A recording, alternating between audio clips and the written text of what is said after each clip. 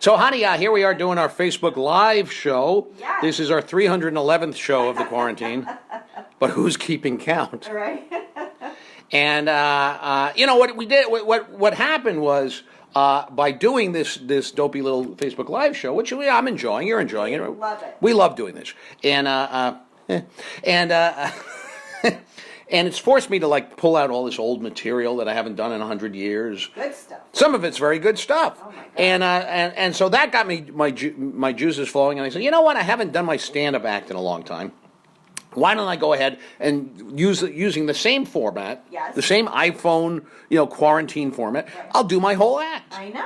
And we'll bill it as a benefit for healthresearch.org, which is the official New York State 501c3 helping out the first responders and the health workers. And we'll say, if you like the show, just go ahead and donate to that. It's going to be great. And so then I figure, well, why wait? I want to do it soon. We'll knock it out. We'll do it this Saturday. Yep. So it's going to be this Saturday. And then I didn't want to do it at 7 o'clock because I'm out banging pots with everybody, right? That's my big pot banging time. And so's our audience. Which, by the way, I was doing even before the pandemic. Just yeah, I started it. I don't know what all you people are Johnny-come-latelys. I've been banging pots at 7 o'clock for years. Not just in my house, but wherever I go. Yes. I take pots with me because if I have an appointment late at night or I'm on the subway or something, at 7 o'clock, I'm banging those pots no matter what. Very popular. Very popular to bang the pots. So I take the food out of it. That's a mistake a lot of people make. Oh. You see them out on their terraces, and there's like pasta and meatballs falling out. Amateurs, and people below are getting meatballs on their head. It's not fun. Yeah. So you got to take the food out first, then bang the pot at 7 o'clock to honor our healthcare workers. That's what we do here in New York. So so I said I don't want to do it at 7 because we bang the pots at 7. I don't want to do it at 8 because that's too late. It's You get tired. Listen, I'm not going anywhere. So 8 o'clock, I'm in my pajamas. I'm on the couch in my pajamas. So I said, okay, we'll do it at 7:30. We'll do the show at 7:30. So it's going to be 7:30 this Saturday, right here, the same way you're watching this now, on Facebook. I'm going to do my entire act. It's going to be one man, one laptop, Right. 1 hour of comedy. Right. Eastern Standard Time. No audience. Well, me.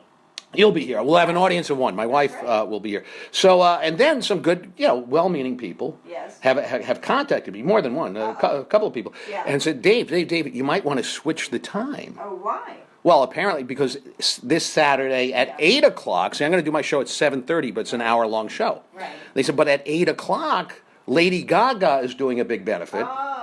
And that's going to be broadcast live on CBS, NBC, and ABC. Okay. So people might not watch your thing, or the second half of your thing, because they're going to want to go over and watch the Lady Gaga thing.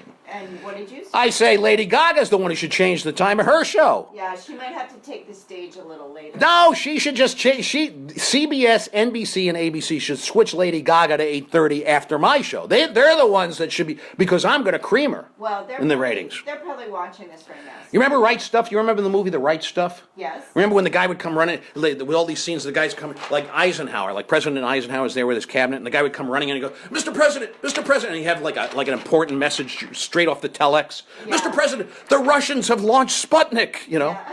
And then he'd come running, Mr. President, the Russians they got a monkey in outer space. And, Eisenhower would go, ooh, we need to get one of those. Somebody get me a monkey and put it in a capsule, right? Remember that? Right.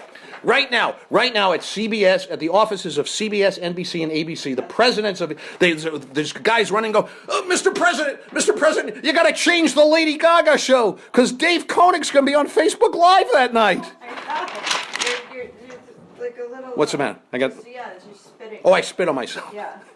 It's not... And thank you for pointing that Well, out. that's not social distancing. No, that's not. That's not social distancing at all. So that's what we're doing. And besides, the Lady Gaga show. Here's what you do. Can I help you out with this problem? Give us a suggestion. 7:30, you watch me.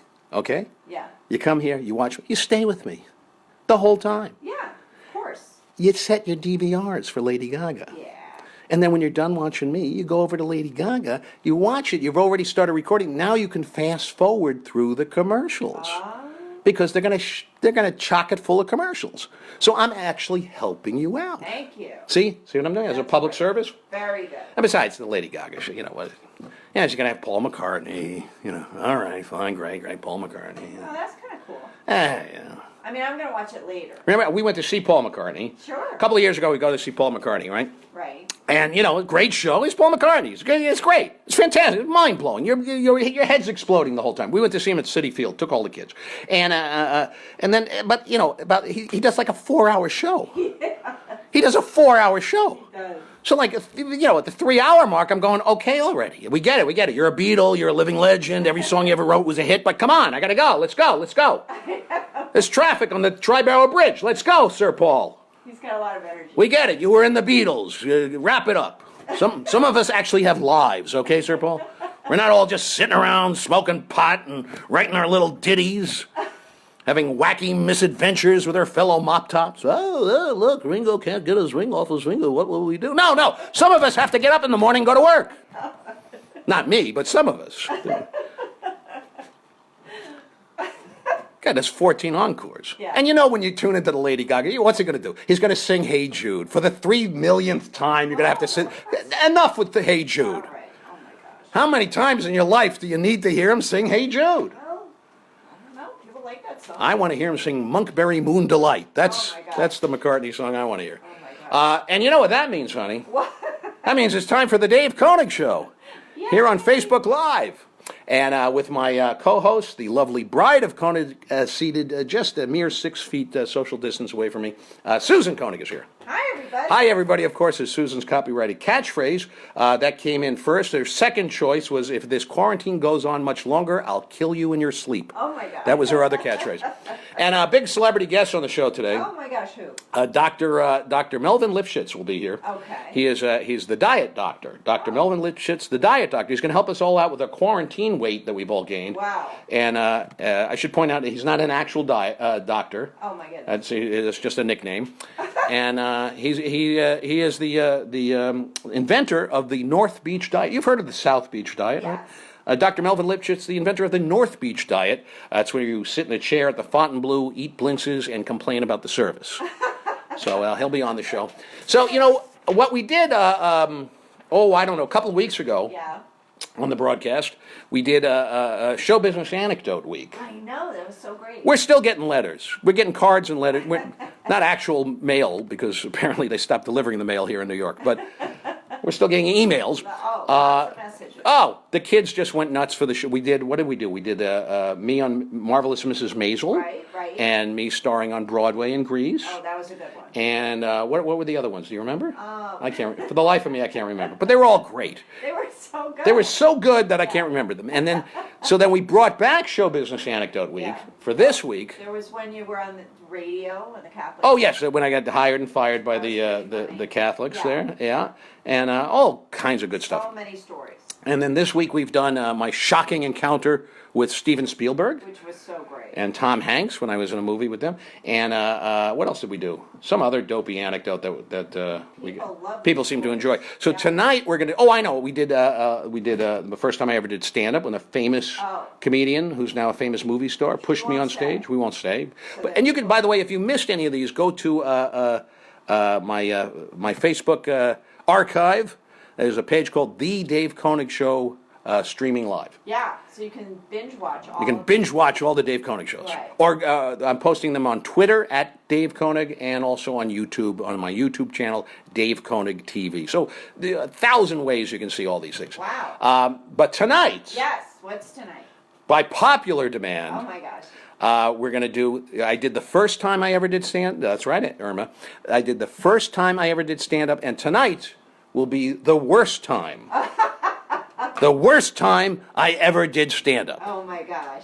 Now, every stand-up comic has just a trunk load of what are known as hell gig stories, okay? Because they're hell gigs, and this is a lot. We do a lot of hell gigs, and this is mine. Okay. This is my ultimate hell gig. All right. So, all right, I was booked to do my act in a restaurant in Seacaucus, New Jersey. So right off the bat, you know this is not going to be a glamorous gig. And I pulled into town about a half hour before the gig started, and I'd start making my way to the restaurant, which was not easy because on this particular night, the entire town of Seacaucus was under martial law. Oh my gosh. There were police and firemen everywhere. Traffic was being diverted all over town. And as I got closer, I saw that the entire restaurant was surrounded by police tape. So no one could get in, and it was now just a few minutes before 8 o'clock showtime. Oh my gosh. Okay? The producer of the show, the guy who booked me, was outside chain smoking, shaking his head. So I asked him, I said, what happened? Apparently, this is what he told me, apparently a half hour earlier, across the street from the restaurant, a man was sitting on a bench waiting for a bus, right? Okay. Now, down the street from the bus stop, an old woman who was too old to drive was driving. And either, it's not clear what happened, either she really, really hated that bus stop, or she got confused and she stepped on the gas when she should have stepped on the brakes. But either way, she plowed right into the bus stop, detaching the man's head completely from his body, killing him instantly. Aside from that, he was fine. All right, so it's now past showtime. There's no audience. The restaurant is shut down, and a man has just literally been beheaded. Right? Wow. This is the scenario. Now, I'm a firm believer in the show business adage, the show must go on. But in this particular case, it could be amended to the show must go on unless the show is in Seacaucus and there's no audience and some poor bastard has just lost his head in a car accident. Then the show really should be canceled, okay? Right. That's all I'm saying. Yeah. So I said to the producer, I said to the guy, I said, look, I understand. You're probably going to cancel. It's no problem.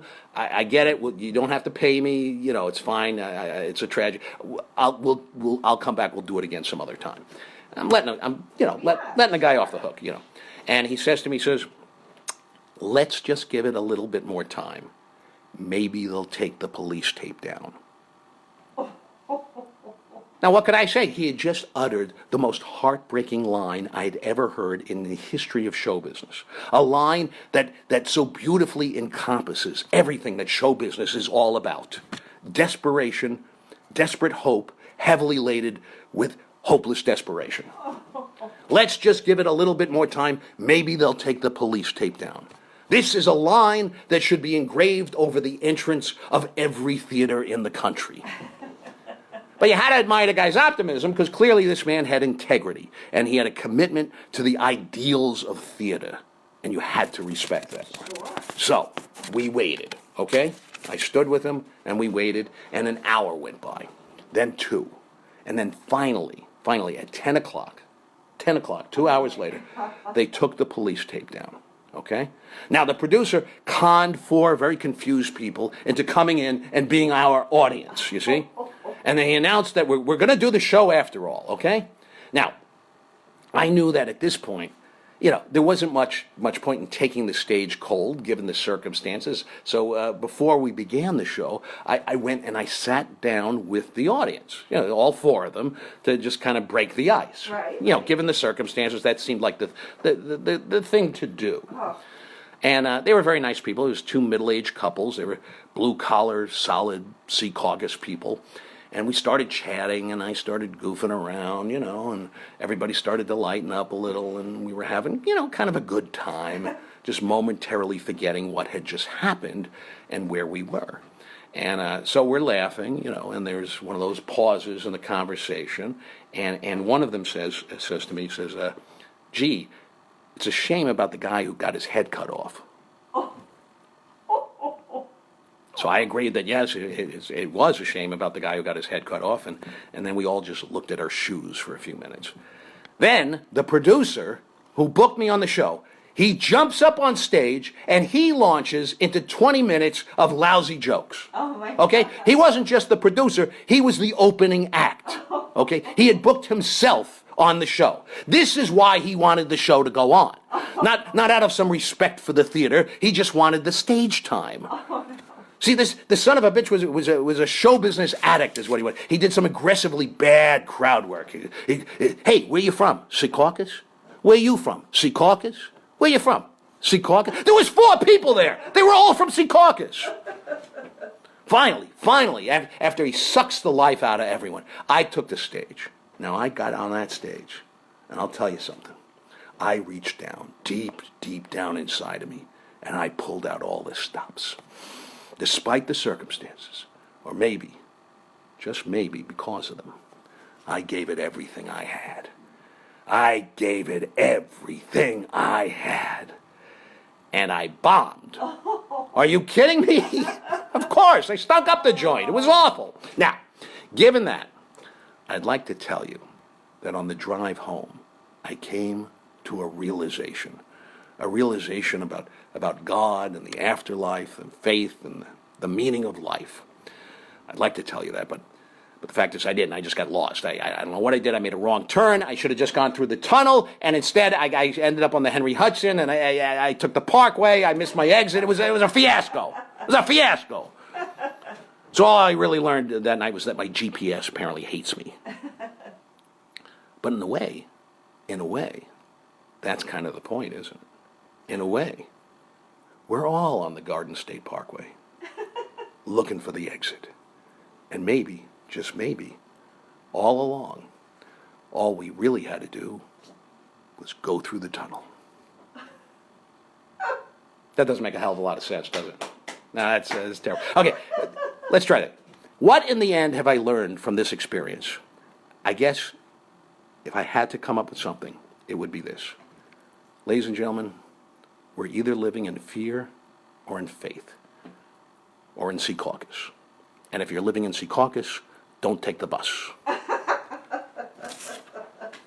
Oh my God. Did you enjoy that? That's a pretty bad gig. That's a bad gig. That's a hell gig. Bad gig. Do we have a time for more? No, we don't, Dave. Oh, for God's sakes. 6:16. It's 6:16. I've done enough entertainment for one night. Ladies and gentlemen, I hope you enjoyed my hell gig of the worst time I ever did stand-up comedy. That's a true story. That's a true story. I only give you the truth on this show. Everything I say is true. Smokes. Unfortunately, Dr. Morris Lipschitz, the creator of the North Beach diet, you know the North Beach Yes, diet, honey, yes. as opposed to the South Beach Right, diet. right. For those of you who came in late, the North Beach diet is where you sit in a chair at the Fontainebleau and eat blintzes and complain about the service. Well, apparently he's quarantined and he couldn't make it on the show, so we're going to try and have him come back some other time. Until then, please come back on Saturday. Well, come back tomorrow at 6 p.m. Then come back here on Saturday at 7:30, Right. The Hell with Lady Gaga, The big special. and watch my special and donate a couple of bucks to a first responders charity of your choice. And go on the Twitter at Dave Konig and the Dave Konig TV on the YouTube and see all our past episodes. And that's it. Until next time, God bless. Drive safely, especially if you're in Seacaucus. Good night, everybody. Bye, everybody.